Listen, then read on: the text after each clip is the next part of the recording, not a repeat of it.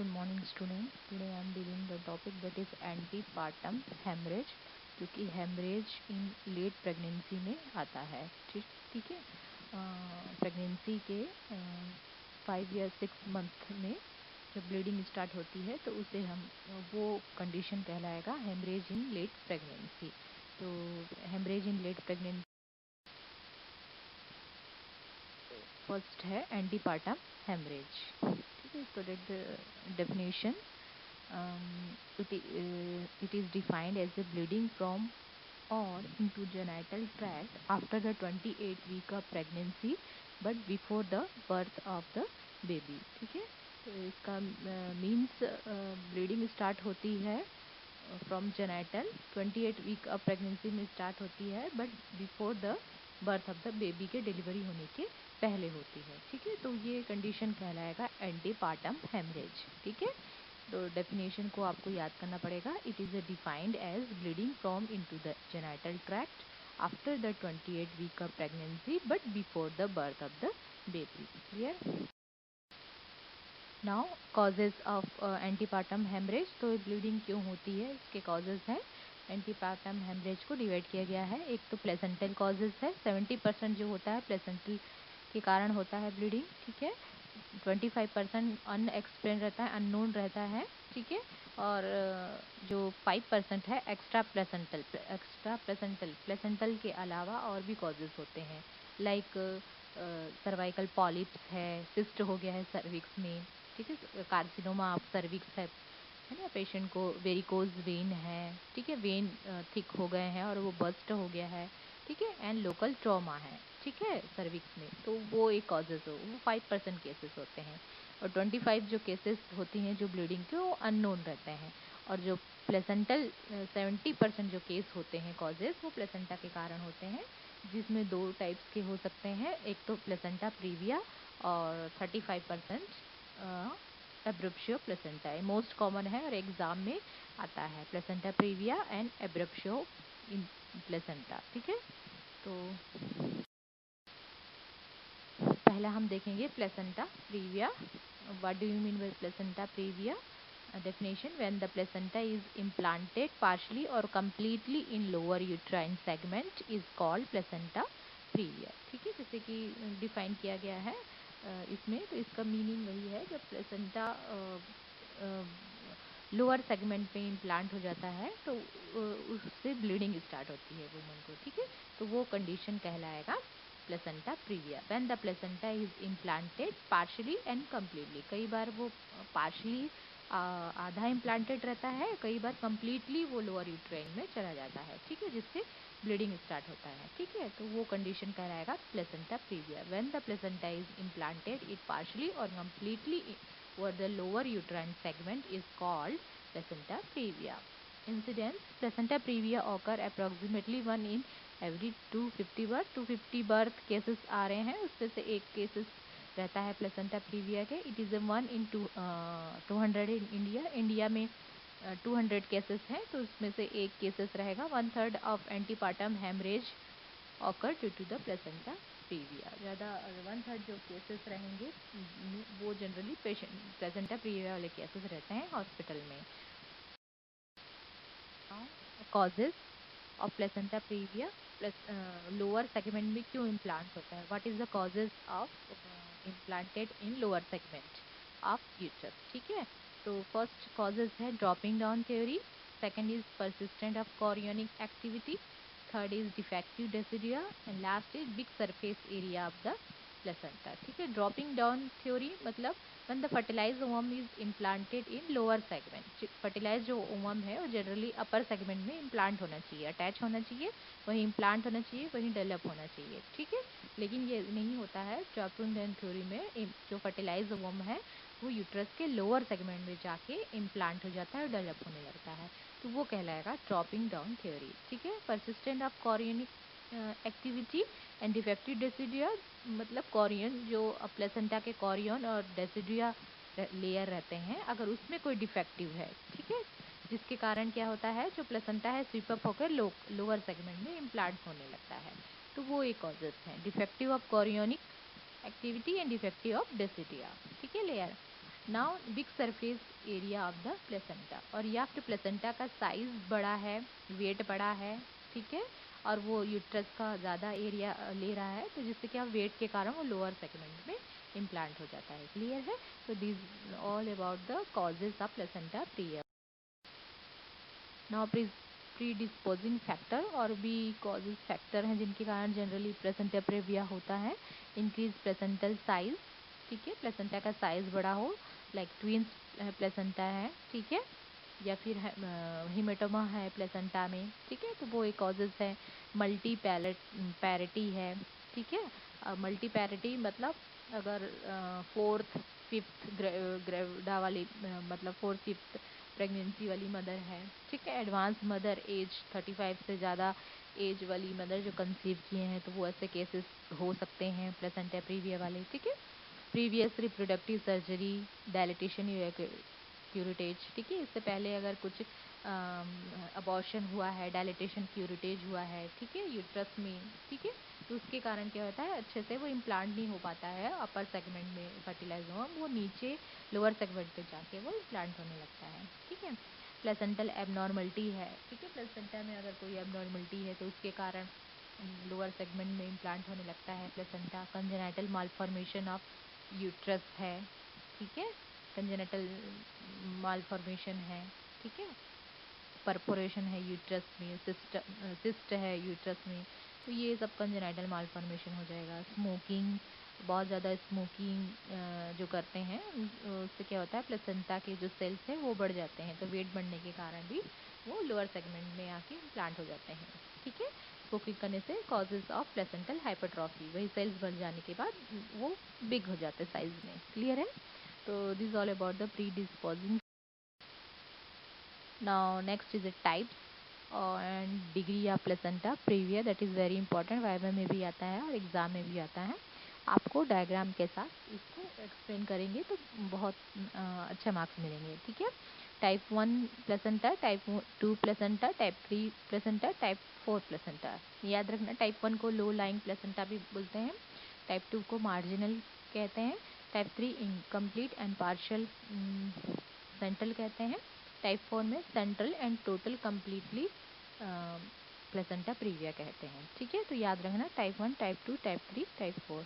तो अब देखेंगे टाइप 1 किसको कहते हैं, टाइप 1 क्या होता है, डायग्राम से आप देख लीजिए, ठीक है। तो टाइप 1 जो लिखा है उसमें आप देखेंगे पिक्चर में आपको जैसे लग रहा है, इसको एक्सप्लेन करना है आपको और लिखना भी है एग्जाम में, ठीक है। तो when the placenta is implanted in lower segment but not cover the internal ओस ऑफ द सर्विक्स, ठीक है, इंटरनल ओस ऑफ द सर्विक्स को कवर नहीं कर रहा है, लोअर सेगमेंट में इम्प्लांटेड है, इसीलिए उसको लो लाइंग प्लेसेंटा प्रीविया कहते हैं, टाइप 1, ठीक है। आप देख रहे हैं टाइप 1 वाला वही है, ठीक है। Now next type 2, when the placenta is touch in internal margin of the cervix, ठीक है। When placenta is touch in margin of the internal os or cervix, that condition is called type 2 placenta or marginal placenta previa. Clear है? Type 2. Type 3, when the placenta is partially cover, fully cover नहीं किया है, आप picture में देख सकते हो, partially cover the internal os, internal cervix को partially cover किया है, तो ऐसे कंडीशन को हम कहेंगे type 3, ठीक है। Now type 4, when placenta is completely cover the internal os, that condition is called type 4 placenta previa और कंप्लीट प्लेसेंटा प्रीविया, ठीक है।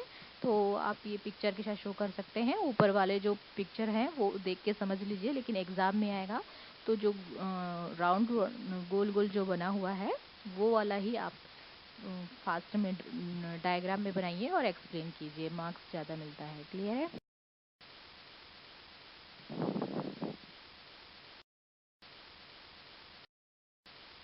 Now next, clinical features, sign and symptom of placenta previa. Symptoms, vaginal bleeding, sudden onset, pain, less apparent, causeless and recurrent, ठीक है। इसका features क्या रहता है, generally placenta previa का पेशेंट को पेन भी नहीं होता, पेन रहता है कॉजलेस, मतलब उस समय कॉजेज भी नहीं मालूम रहता है, ठीक है। और वजाइनल ब्लीडिंग जो है स्टार्ट हो जाती है। ठीक है, तो याद रखना कई बार एग्जाम में इस तरह भी क्वेश्चन पूछते हैं कि कॉजलेस पेनलेस सिम्टम्स है तो उनका डायग्नोसिस बताइए। ठीक है, कौन सा डिजीज है, इस टाइप का। क्लियर है, तो आपको मालूम होना चाहिए। ठीक है, सिम्टम वजाइनल ब्लीडिंग रहेगा, सडन ऑनसेट रहेगा, painless, causeless and recurrent. And sign क्या रहेगा, the size of uterus is proportionate to period of gestation. ठीक है, यूट्रस को हम जब चेक करेंगे, साइन करेंगे तो प्रोमिनेंट रहेगा। The uterus feel relax, soft, elastic without any localised area of tenderness. ठीक है, जब हम एब्डोमेन को पेल्पेट करेंगे तो आपको बिल्कुल सॉफ्ट इलास्टिक टाइप का फील होगा, क्योंकि आप उस जगह पे प्लेसेंटा रहता है, इसी कारण आपको सॉफ्ट इलास्टिक टाइप का फील होगा। ठीक है, पेशेंट को लोकलाइज टेंडरनेस नहीं रहेगा। persistent of malpresentation like breach or transfer unstable lies is more frequent। ठीक है, क्योंकि यूट्राइन इंटरनल ओस में, ठीक है, वहीं पर प्लेसेंटा आ जाता है। ठीक है, तो इसके कारण बेबी का जो लाई है और प्रेजेंटेशन वो डिफरेंट हो जाता है, या फिर वो ब्रीच प्रेजेंटेशन में रहता है, या फिर ट्रांसफर प्रेजेंटेशन में रहेगा, या फिर अनस्टेबल लाई प्रेजेंटेशन में रहेगा। The head is floating, engagement नहीं हो पाएगा, क्योंकि वो सर्विक्स में ही प्लेसेंटा रहता है, इस कारण एंगेजमेंट नहीं हो पाता है। हेड फ्लोटिंग रहेगा। Fetal heart sound is usually present रहता है पैचेस, लेकिन मुश्किल से आइडेंटिफाई होता है। सोनोग्राफी से आप अच्छे से क्लियरली देख सकते हैं। हाँ, कंफर्मेशन ऑफ डायग्नोसिस, हम कैसे डायग्नोज कर सकते हैं, ये इससे पहले क्लिनिकल हम करते हैं, साइन एंड सिम्टम से ऑब्जर्व करते हैं। अब सोनोग्राफी के थ्रू हम कंफर्म करते हैं कि प्लेसेंटा कौन से टाइप का प्लेसेंटा है। ठीक है, ये सारी चीज़ हम देखते हैं। सोनोग्राफी में बहुत सारे टाइप्स होते हैं, trans abdominal, trans vaginal, trans perineal, colour Doppler, MRI. ठीक है, ये चेक करके हम कंफर्म करते हैं। एंड क्लिनिकल में बाय इंटरनल एग्जामिनेशन, ठीक है, माइनॉरिटी में ले जाके डबल सेटअप एग्जामिनेशन करके हम ऑब्जर्व करते हैं कौन से टाइप का प्लेसेंटा प्रीविया है, टाइप 1, टाइप 2, टाइप 3, टाइप 4। ठीक है, वो ऑब्जर्व करते हैं, उसी के हिसाब से हमको उसका ट्रीटमेंट करना है। Direct visualisation during caesarean section, उसके थ्रू कर सकते हैं। अगर ये सब नहीं कर रहे हैं तो थ्रू द सिजेरियन सेक्शन के टाइम ऑब्जर्व करते हैं examination of placenta following the vaginal delivery. और नॉर्मल डिलीवरी कर रहे हैं तो उस टाइम पे भी अपन को कंफर्म हो जाता है। क्लियर है, तो ये confirmation diagnosis. Next is the complication. Placenta previa के कारण कौन कौन से कॉम्प्लिकेशन हो सकते हैं। Maternal complication, foetal complication, maternal during pregnancy, during labour, puerperium. ठीक है, ये सारे कॉम्प्लिकेशन होंगे। ड्यूरिंग प्रेगनेंसी प्लेसेंटा प्रीविया के कारण शॉक में जा सकती है पेशेंट, ब्लीडिंग होने के कारण। माल प्रेजेंटेशन हो सकता है प्रेगनेंसी के टाइम पे। प्री मेच्योर टाइम के पहले लेबर होगा, एमनियोटिक फ्लूइड रप्चर होगा तो। ठीक है, ड्यूरिंग लेबर, लेबर के टाइम क्या कॉम्प्लिकेशन हो सकता है। अर्ली रप्चर ऑफ मेम्ब्रेन, जो टाइम के पहले रप्चर हो जाएगा। कॉर्ड प्रोलैप्स होने के चांसेस हैं। डायलिटेशन ऑफ सर्विक्स स्लो होगा। ठीक है, और ऑपरेशन होने के ज़्यादा चांसेस हैं। हैवी पोस्टपार्टम हैवी ब्लीडिंग होने के चांसेस है पेशेंट को, और हैवी ब्लीडिंग हो जाएगा तो पीरियड में सेप्सिस होगा और सब इन्वॉल्यूशन होगा पेशेंट को। क्लियर है। नाउ फीटल कॉम्प्लिकेशन में क्या हो सकता है। लो बर्थ वेट, बेबी का वेट कम हो सकता है। बेबी को एस्पेक्ट से बहुत टाइम तक वो डिलीवरी नहीं उसी पोजीशन में होने के कारण बेबी को ब्रीथिंग प्रॉब्लम होगा, एस्पेक्सिया होगा, इंट्रायूट्राइन डेथ होने के चांसेस हैं टाइम पे डिलीवरी ना हो तो। बर्थ इंजरी होने के चांसेस हैं। कंजेनिटल मालफॉर्मेशन होने के चांसेस हैं। तो this all about the complication of the. Next is the management of placenta previa. अब मैनेजमेंट में सबसे पहले हम केस हैं तो हम कैसे प्रिवेंशन कर सकते हैं। Adequate antenatal care to improve the health status of woman and correction of anaemia. ठीक है, चेक करने के लिए अगर आते हैं सबसे पहले तो हेल्थ स्टेटस देखेंगे, एनीमिया को प्रिवेंट करने की कोशिश करेंगे जब भी वो विजिट के लिए आते हैं। Antenatal diagnosis, low lying pregnancy, 20 weeks of routine ultrasonography need to repeat ultrasound examination 34 weeks to confirm the diagnosis। 20 weeks pregnancy में जब रूटीन एग्जामिनेशन के लिए आए हैं और आपको पता चल रहा है कि उनको प्लेसेंटा प्रीविया हो भी लो लाइन टाइप 1 वाला है, तो आपको 34 वीक्स में दोबारा उसको कंटिन्यू आने बोलना है चेकअप के लिए, सोनोग्राफी से कंफर्म करना है। कि लो लाइंग से कहीं टाइप 4 तो नहीं हो गई है, टाइप 3 तो नहीं हो गई है। ठीक है, आपको उनको विजिट के लिए चेक कराने के लिए बुलाना है। ठीक है, family planning and limitation of birth reduce to incidence of placenta praevia. ठीक है, फैमिली और कपल को एक्सप्लेन करना है कि बैक टू बैक कंसीव ना करें, 2 साल 3 साल का गैप देके वो कंसीव कर सकते हैं। फैमिली प्लानिंग के बारे में उनको एक्सप्लेन है। अगर ऐसा केस एक होम में है, पीएचसी पीएचसी में है, कोई सिस्टर रिसीव कर रहे हैं ऐसे केस को, तो हम कैसे आइडेंटिफाई करेंगे और ऐसे कंडीशन में अपन को क्या ध्यान रखना है। ठीक है, at home the patient is immediately put through bed. जैसे आपको लग रहा है ब्लीडिंग स्टार्ट हो गई है, 5-6 मंथ हो गया है और ब्लीडिंग स्टार्ट हो गई है, तो आपको उनको बेड पे सीधा लेटने बोलना है। To assist the blood loss को ऑब्जर्व करना है, कितना ब्लीडिंग हो रही है, एक्सेसिव हो रही है, ड्रॉपिंग हो रही है ब्लीडिंग। ठीक है, वो ऑब्जर्व करना है। To note the pulse, blood pressure and degree of anaemia. ठीक है, आपको पल्स वगैरह चेक करना है, क्योंकि बहुत टाइम तक अगर ऐसे स्थिति में रही पेशेंट तो उनका शॉक में जा सकती है, इसलिए अपन को ब्लड प्रेशर और पल्स चेक करना है। और एनीमिया कैसा है उसके बारे में हिस्ट्री लेके ऑब्जर्व करना है। And quick gentle abdominal examination to mark the height of the uterus, auscultate the fetal heart sound and note the tenderness of the uterus. उसके बाद अच्छा पूरे अच्छे तरीके से एब्डोमिनल एग्जामिनेशन करना है, टेंडरनेस वगैरह पूरा चेक करना है। ठीक है, एंड एफएचएस मोस्ट इम्पॉर्टेंट है, फीटल हार्ट साउंड ऑब्जर्व करना है कि नॉर्मल है कि ड्रॉप हो रहा है। ठीक है, then vaginal examination must not be done. ठीक है, आपको लग रहा है, आप इंस्पेक्ट करोगे तो ही पता चल जाएगा प्लेसेंटा प्रीविया है कि नहीं है। ठीक है, कि जब इंस्पेक्ट करेंगे आपको प्लेसेंटा आपको दिखेगा, कुछ पोर्शन सर्विक्स से दिखेगा। ठीक है, तो इसलिए आपको वजाइनल एग्जामिनेशन नहीं करना है बिल्कुल भी। क्लियर है? तो ये और जैसे ही हॉस्पिटल में हम एडमिट, ऐसे हम छोटे हॉस्पिटल में नहीं कर सकते इसको, जहाँ पर पूरी उनको फैसिलिटी मिलेगी ऐसे हॉस्पिटल में उनको ट्रांसफ़र करना है। ठीक है, और पूरा ट्रीटमेंट उनको प्रोवाइड होगा वहीं। तो ट्रीटमेंट ऑफ एडमिशन में इमीडिएट अटेंशन अपन को क्या करना है, formulation and line of treatment में अपन को क्या करना है। इमीडिएट अटेंशन में हमको amount of blood loss check करना है, ब्लड क्रॉस मैच चेक करके रखना है, ब्लड सैंपल चेक करना है ताकि ब्लीडिंग एक्सेसिव हो रही है तो ताकि दे सके, शॉक में ना जाए, बल्कि अपन को इन्फ्यूजन नॉर्मल सलाइन स्टार्ट करना है।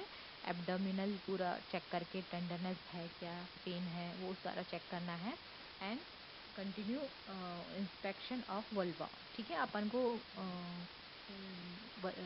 वजाइनल एग्जामिनेशन नहीं करना है, अपन को बस इंस्पेक्शन करके ऑब्जर्व करना है। ठीक है, and formulation of line of authority में अपन लोग क्या क्या करेंगे, एक तो एक्सपेक्टेड ट्रीटमेंट होता है, फिर एक्टिव मतलब अगर कुछ इमरजेंसी हुई तो अपन को क्या क्या करना है, और एक्सपेक्टेड ट्रीटमेंट जो नॉर्मल हम करेंगे। ठीक है, ऐसे केसेस में। ठीक है, एक्टिव ट्रीटमेंट में एक्टिव इंटरफेरेंस। ठीक है, अगर ब्लीडिंग कंटिन्यू हो रहा है पेशेंट का और प्रेगनेंसी 37 से ज़्यादा है, 37 वीक से ज़्यादा हो गई है। ठीक है, और पेशेंट को लेबर पेन स्टार्ट हो गया है। ठीक है, और फीटल हार्ट साउंड अच्छे से नहीं आ रहा है, एब्सेंट है, फीटल ग्रॉस एबनॉर्मलिटी दिखा रहा है, तो ऐसे केसेस में हम लोग को किसी भी तरह से उसका सिजेरियन सेक्शन करना है। तो इसके पहले अपन को स्टेरॉइड थेरेपी, स्टेरॉइड मेडिसिन देते हैं पेशेंट को, 34 वीक से पहले कर रहे हैं सिजेरियन सेक्शन, इसलिए ताकि बेबी डिलीवर्ड हो तो उसका लंग्स मैच्योर होना चाहिए, इसलिए हम इसे स्टेरॉइड इंजेक्शन देते हैं। ठीक है, तो एक्टिव इंटरफेरेंस में ये सारा चीज़ है। ब्लीडिंग अगर कंटिन्यू हो रहा है, पेशेंट अच्छे से नहीं आ रहा है, 37 कंप्लीट है, पेशेंट इन लेबर है, तो हम स्टेरॉइड थेरेपी देके पेशेंट का सिजेरियन सेक्शन करेंगे। ठीक है, और एक्सपेक्टेड ट्रीटमेंट मतलब हम अगर नो एक्टिव ब्लीडिंग अगर नॉर्मल है, मतलब ज़्यादा ब्लीडिंग नहीं और ड्रॉपिंग ब्लीडिंग है, प्रेगनेंसी लेस देन 37, अभी 37 कंप्लीट नहीं हुआ है। ठीक है, और पेशेंट स्टेबल है और उसका एफएचएस भी ठीक आ रहा है। ठीक है, और हम उसका कंप्यूटराइज टोमोग्राफी से भी बेबी का फीटल हार्ट साउंड देख रहे हैं, मूवमेंट देख रहे हैं, तो वो नॉर्मल है। ठीक है, लेकिन वो अभी 37 वीक से कम है।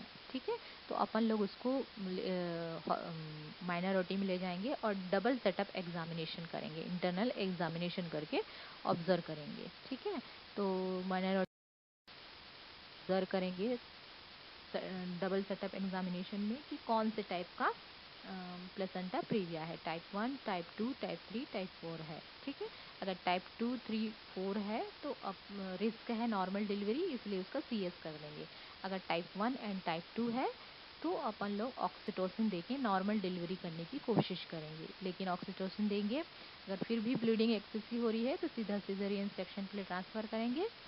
अगर ब्लीडिंग ज़्यादा नहीं हो रही है, प्रोग्रेस नॉर्मल है और विदाउट एनी ब्लीडिंग है तो नॉर्मल डिलीवरी करेंगे। अगर टाइप 1 एंड टाइप 2 है तो ट्राई कर सकते हैं। क्लियर है?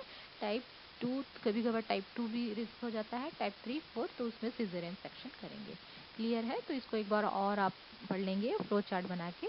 ठीक है, तो this all about the placenta previa. Clear है? Now next topic is that is abruptio placenta. ठीक है, placenta previa when placenta is implanted in lower segment, that condition is called placenta previa. Next है abruptio placenta. It is a one form of antepartum hemorrhage where bleeding occur due to the premature separation normally situated placenta.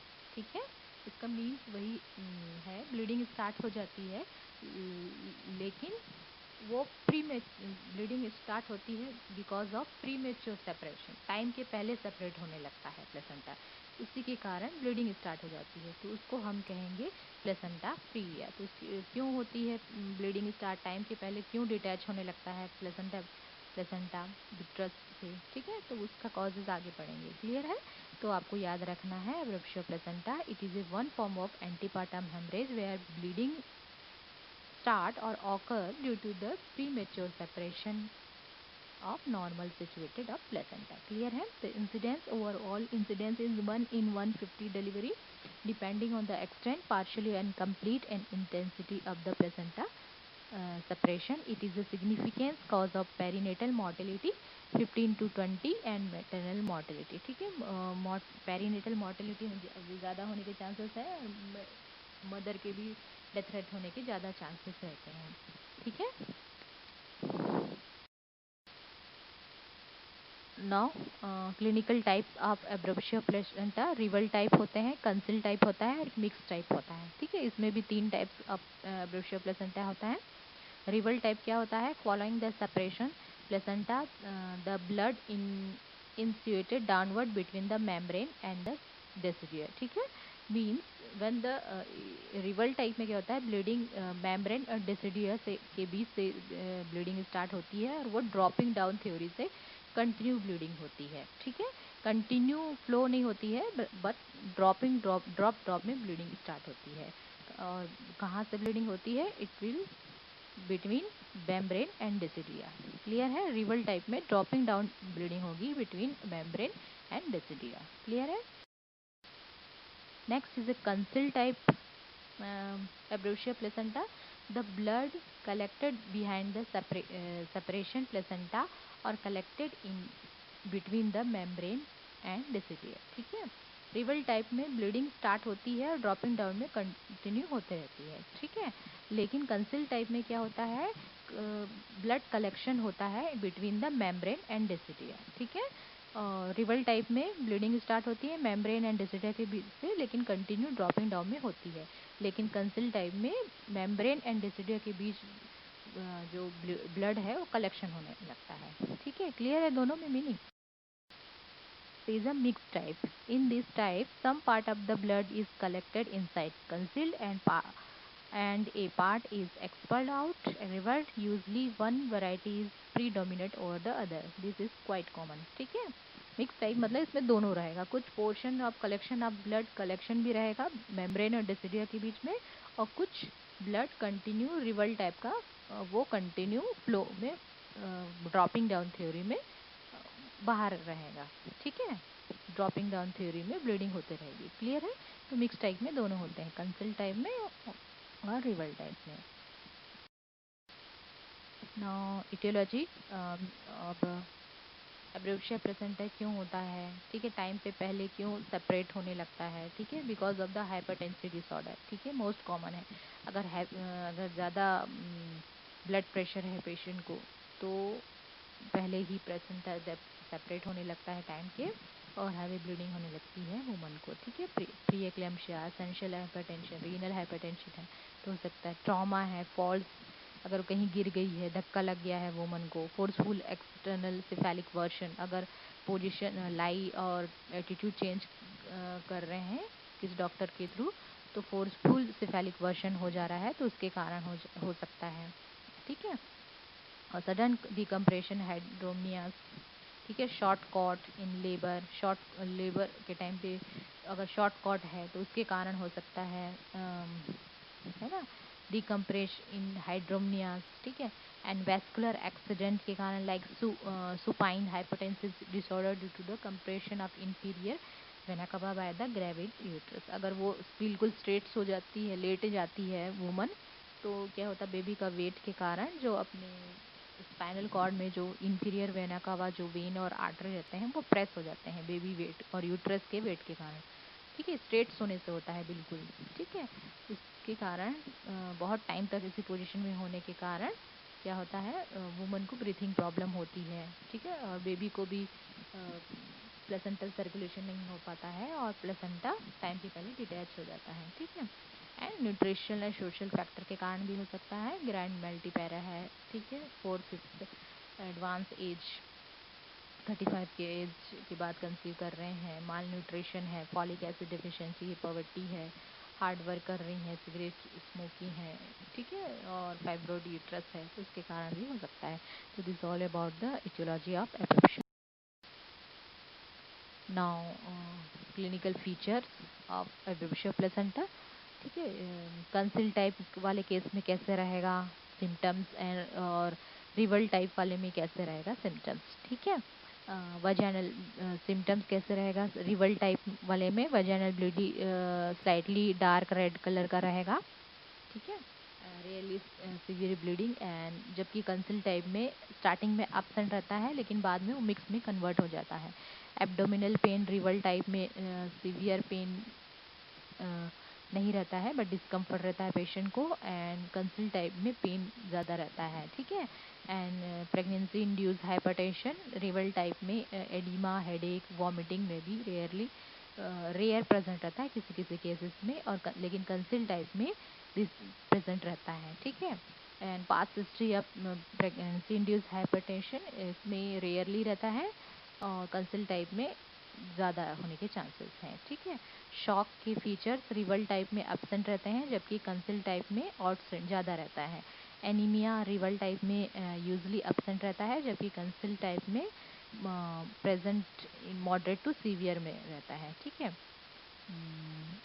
Pre एक्लेम्पशिया में भी reveal type में rare कुछ कुछ patient को रहेगा जबकि concealed type में ज़्यादा रहता है, ठीक है। जब हम एब्डोमिनल एग्जामिनेशन करेंगे तो रिवल टाइप में uterine tenderness, fetal presentation, fetal heart rate आपको सुनाई देगा, जबकि कंसिल टाइप में एब्डोमिनल एग्जामिनेशन करेंगे तो टेंस हार्ड फील होगा आपको और फिचर्स अच्छे से सुनाई नहीं देगा कंसिल टाइप में, ठीक है।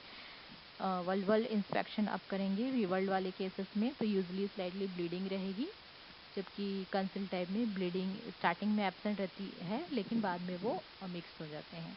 वजाइनल एग्जामिनेशन जब करेंगे रिवल टाइप में तो यूजली ब्लीडिंग रहेगा, स्लाइटली ब्लीडिंग रहता है, ट्रेसेस मिलेंगे, जबकि कंसिल टाइप में स्टार्टिंग में एब्सेंट रहता है लेकिन बाद में रहती है ब्लीडिंग, ठीक है। and vaginal examination in operation theater, no placenta felt in lower uterine segment, reveal type में कोई प्लेसेंटा फील नहीं होगा और कंसिल टाइप में भी आपको फील नहीं होगा, ठीक है। प्लेसेंटा सोनोग्राफी करेंगे, can be use differentiate for the placenta praevia, ठीक है। आप कोशिश करेंगे कि प्लेसेंटा प्रीविया तो नहीं है तो वो नहीं मिलता है, जबकि कंसिल टाइप में कुछ मास फॉर्मेशन, मास और कलेक्शन ये सब सोनोग्राफी में पता चलता है, ठीक है। रिवल टाइप में HB लो रहता है रिवल टाइप वाले केसेस में, जबकि कंसिल टाइप में स्टार्टिंग में ब्लीडिंग ही होती है लेकिन बाद में हैवी ब्लीडिंग होती है, इसके कारण HB ज़्यादा कम रहता है, बहुत कम रहेगा, ठीक है। तो ये दोनों में डिफरेंस करके है, अगर ऐसे में आप कन्फ्यूजन होगी तो अलग अलग करके भी लिख सकते हैं एग्जाम में, ठीक है। मैनेजमेंट ऑफ द एब्रोप्शियो प्लेसेंटा, इसमें सबसे पहले जनरल एब्डोमिनल एग्जामिनेशन करेंगे पेशेंट का। जैसे पेशेंट आते हैं, फीटल स्टेटस चेक करना है, एफएचएस देखना है, assessment of blood loss observe करना है केस में, और एचबी उसको coagulation, bleeding type, clotting time, ये सब टेस्ट के लिए देना है। ठीक है, ब्लड ग्रुप क्रॉस मैच, अगर ब्लड की ज़रूरत है तो उसके लिए चेक करके रखना है। रिजस्टेशन, ठीक है, मदर के रिजस्टेशन के लिए, बेबी के लिए रेडी करना है सारा ट्रे। नाउ उसके बाद हमको देखना है कि किस टाइप का ब्लीडिंग है, रिवल टाइप का है कि कैंसिल टाइप का है। ठीक है, तो अगर कंसील्ड है तो अपन को ब्लड ट्रांसफ्यूशन करना है। हैवी ब्लीडिंग है, पीरियडिक उसका ब्लीडिंग टाइम, क्लॉटिंग टाइम देखना है, यूरिन आउटपुट ऑब्जर्व करना है, फीटल मॉनिटरिंग करना है। ठीक है, ब्लीडिंग कंटिन्यू हो रहा है। ठीक है, और तो ऐसे कंडीशन में हम आर्टिफिशियल रप्चर ऑफ मेम्ब्रेन करेंगे और ऑक्सीटोसिन देंगे। ठीक है, फिर भी कुछ भी अच्छा रिस्पांस नहीं आ रहा है, फिब्रोनिल लेवल भी कम हो रहा है। ठीक है, ओलिगो हो रहा है, फीटल डिस्ट्रेस और एफएचएस कम आ रहा है, तो सीधा सिजेरियन सेक्शन करेंगे हम। ठीक है, ये कंसिल टाइप में है। अगर रिवल टाइप में है, मतलब ड्रॉपिंग ब्लीडिंग हो रही है, तो देखेंगे कि पेशेंट लेबर में है कि क्या है। ठीक है, 37 वीक कंप्लीट हुआ है कि नहीं है। अगर 37 के अबव है तो आर्टिफिशियल रप्चर ऑफ मेम्ब्रेन करके हम उसका नॉर्मल लेबर करेंगे। अगर पेशेंट नॉट इन लेबर, उसको पेन नहीं हो रहा है, तो ऑब्जर्व करेंगे कि उसका 37 वीक हो गया है कि नहीं हुआ है। अगर 37 के अबव है तो वही चीज़ आर्टिफिशियल रप्चर ऑफ मेम्ब्रेन करेंगे, ऑक्सीटोसिन देके नॉर्मल लेबर करेंगे। और 37 वीक अगर कंप्लीट नहीं कंडीशन में हम ऑब्जर्व करेंगे कि ब्लीडिंग स्टॉप हो गया है कि ब्लीडिंग कंटिन्यू है। ब्लीडिंग कंटिन्यू है तो एआरएम करके ऑक्सीटोसिन देके के नॉर्मल डिलीवरी देंगे। ब्लीडिंग अगर स्टॉप हो गई है तो हम लोग को कोशिश करना है कि उसका 38 वीक्स हो जाए। ठीक है, उसका कंटिन्यू प्रेगनेंसी करना है। एक्सपेक्टेड डेट ऑफ जो डेट मिला है तब तक उसको कंप्लीट करना है। ठीक है, और एफएचएस भी नोट करना है बीच में। तो इसको एक बार और आप रिवाइज करके इसको पढ़ लेना, एब्रोशिया प्लेसेंटा की। Now next is difference between the placenta previa, abruptio placenta. Exam में आता है, इसलिए एक बार जल्दी से मैं आप लोग को बता देती हूँ।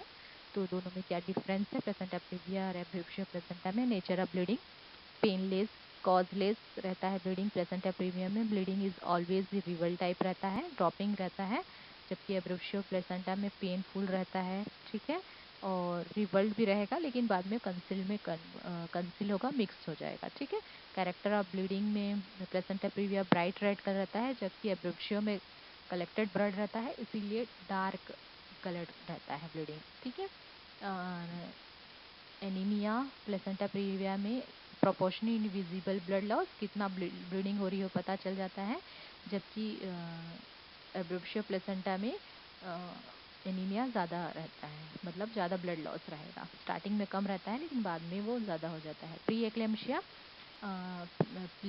एक्लेम्शिया प्लेसेंटा प्रीविया में रेयरली होता है, जबकि एब्रोशिया प्लेसेंटा में 1/3 ऑफ केसेस में होता है। जबकि प्लेसेंटा प्रीविया में एब्डोमिनल एग्जामिनेशन करेंगे तो height of uterus proportionally height ज़्यादा रहता है हाइट प्लेसेंटा प्रीविया में, जबकि एब्रोशिया प्लेसेंटा में डिस्प्रोपोर्शनली एनलार्ज इन कंसिल्ड टाइप। ठीक है, feel of uterus soft and relax रहता है प्लेसेंटा प्रीविया में। यूट्रस लोअर एब्डोमेन पल्पेट करेंगे तो आपको सॉफ्ट फील होगा, जबकि एब्रोशिया प्लेसेंटा को पल्पेट करेंगे टेंडर फील होगा। और माल प्लेसेंटा प्रीविया में माल प्रेजेंटेशन कॉमन रहता है क्योंकि एंगेजमेंट नहीं हो पाता है, प्लेसेंटा सर्विक्स पे रहता है इस कारण। जबकि एब्रोशिया प्लेसेंटा में भी एंगेज हो उसमें में भी कुछ बहुत सारे केसेस में एंगेज हो जाता है।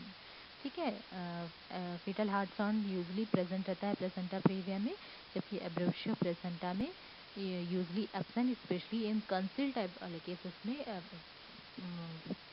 नहीं मिलता है फीटल हार्ट साउंड। प्लेसेंटोग्राफी करेंगे तो अपन को प्लेसेंटा प्रीविया वाले केसेस में लोअर सेगमेंट में इम्प्लांट दिखता है, जबकि एब्रोशिया प्लेसेंटा में अपर सेगमेंट में ही रहता है। ठीक है, वजाइनल एग्जामिनेशन पीवी करते हैं, वैसे तो प्रोहिबिटेड है लेकिन इंस्पेक्ट करेंगे तो अपन को पता चल जाता है कि प्लेसेंटा इज लोअर सेगमेंट। ठीक है, एब्रोशिया प्लेसेंटा में प्लेसेंटा फील नहीं होता है। ब्लड क्लॉट्स को आप प्लेसेंटा से कंफ्यूज हो जाएंगे, ब्लड क्लॉट्स को फील होगा। ठीक है, तो this all about the difference between the placenta and एम्ब्रोशिया प्लेसेंटा. ठीक है.